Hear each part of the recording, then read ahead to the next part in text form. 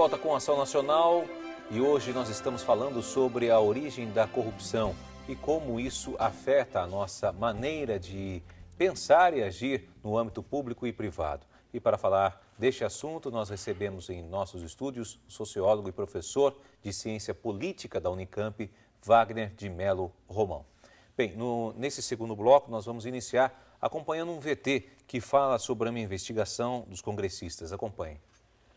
No total, a resolução habilita a Procuradoria-Geral a investigar 54 pessoas, sendo 49 autoridades com mandato ou políticos que em algum momento ocuparam cargos públicos. 34 desses políticos têm foro privilegiado. Os crimes vinculam algumas das maiores empreiteiras do país com a diretoria da Petrobras em um mecanismo de subornos e desvios de recursos que teria movimentado 4 bilhões de dólares na última década. A lista causou mal-estar e irritação no Congresso, provocando uma tempestade política entre o governo e aliados. Segundo depoimentos de alguns acusados de envolvimento no escândalo, os recursos foram destinados a contas pessoais ou para financiar partidos políticos. A lista inclui nomes do PT, do PMDB, do PP, do opositor PSDB e do PTB. As revelações da Operação Lava Jato atingiram o PT quando seu tesoureiro João Vacari Neto foi levado a depor na Polícia Federal e depois liberado. Segundo diferentes ações, o pagamento para os diretores da Petrobras e operadores políticos variava entre 1% e 3% do total dos contratos milionários. Bom, tá aí. Nós temos aí esse caso das empreiteiras, né, que subsidiam campanhas políticas e desviam números alarmantes de dinheiro que deveria ser investido até em obras públicas. Agora, uma pergunta que eu queria fazer. O Brasil funciona sem empreiteiras? Porque, pelo jeito, esse negócio aí já faz muito tempo que acontece. Poderia funcionar, né, Júnior? Eu penso que quando veio o governo do PT e o presidente Lula a partir de 2003, havia um pouco uma expectativa de que esse governo pudesse, de certo modo, balançar um pouquinho, transformar o capitalismo brasileiro no sentido de repensar a relação entre essas enormes empresas, as maiores empresas do Brasil, e o Estado, né? E, infelizmente, o que a gente viu não foi nada disso. Quer dizer, não houve mudança num padrão que já vinha se construindo desde o período do regime militar, né?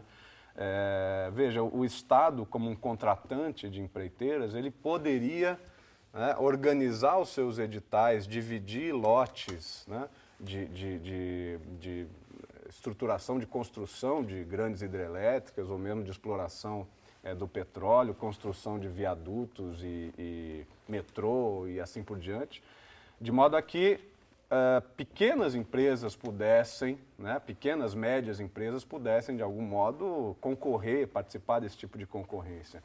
E, no entanto, o que a gente viu foi uma coisa que quase que ao contrário disso, né? Isso não vem do presidente Lula, o próprio período anterior ao presidente Fernando Henrique Cardoso, no caso da Petrobras, possibilitou uma legislação, um afrouxamento da legislação que, de certo modo, gerou a possibilidade da formação de cartéis de empreiteiras, né? Um pouco do que a gente está vendo também no caso Alstom, né, do metrô em São Paulo, enfim, que as empresas acabam dividindo esse seu, o campo do seu investimento, da obra em que vai trabalhar, né? Ou seja, ninguém, digamos, das 10 maiores empreiteiras do Brasil fica de fora desse tipo de negociação.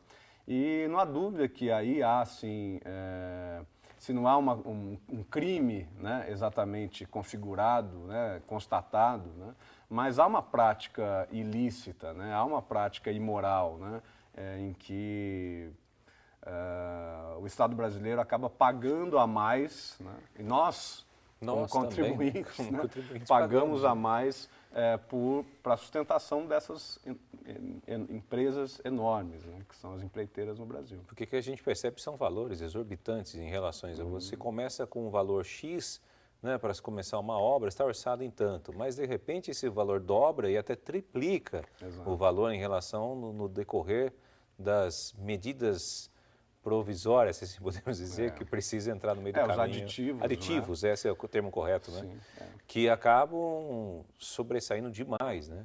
A própria negociação dos aditivos é algo que precisa ser muito bem organizada e controlada, né, pelos órgãos como o CGU e como os órgãos de controle nos estados, né?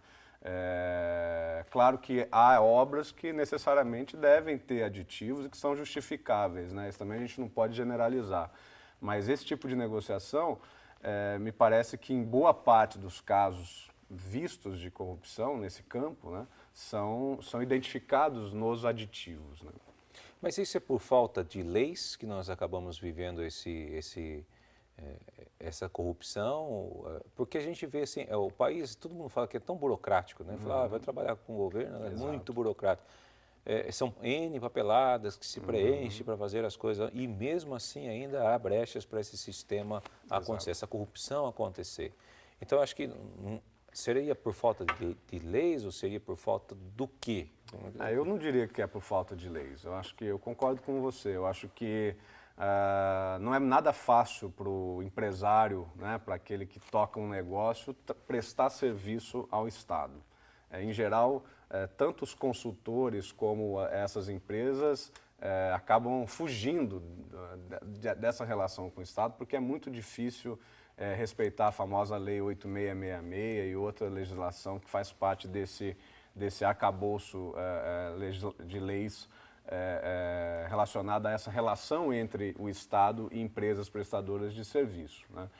Eu apostaria mesmo, né, nos organismos de controle. Mas é preciso cada vez mais fortalecer organismos de controle, deixar que profissionalizar os organismos de controle, né? Quer dizer, a gente vivia um período, eu diria que na década passada ou, enfim, até o início da redemocratização, em que nós tínhamos apenas os tribunais de contas, tanto no município como no estado como na União. E a própria indicação desses membros dos tribunais de conta sempre foram indicações políticas, né? Quer dizer, sempre houve uma relação entre o mundo político e o mundo daqueles que controlam os políticos. Então a gente eu penso que a profissionalização desse tipo de instituto, né, a garantia de que esses institutos podem funcionar livremente, autonomamente, né, sem nenhuma relação seja com os prefeitos, os governadores ou o presidente da República, isso é um avanço que tem pouco a pouco aparecido no nosso país. Eu acho que essa é uma avenida para onde a gente deve olhar e deve incentivar que os poderes públicos trabalhem nesse sentido. Ter uma autonomia, né, para poder trabalhar e poder seguir em frente. Exato. Agora, nós vemos um período de grande descrédito com as instituições, principalmente a política, né, até de empresas que nós citamos aqui. Muitas delas nem querem participar dessas licitações e tudo mais, porque sabe que está entrando num vespeiro muito grande. Sim. Né? Isso seria fruto da impunidade que a gente vive no país? Eu acho que o descrédito em geral com a política da população, né, da sociedade brasileira, ela no que se refere à corrupção, acho que ela pode ter a ver com impunidade, sim. Né?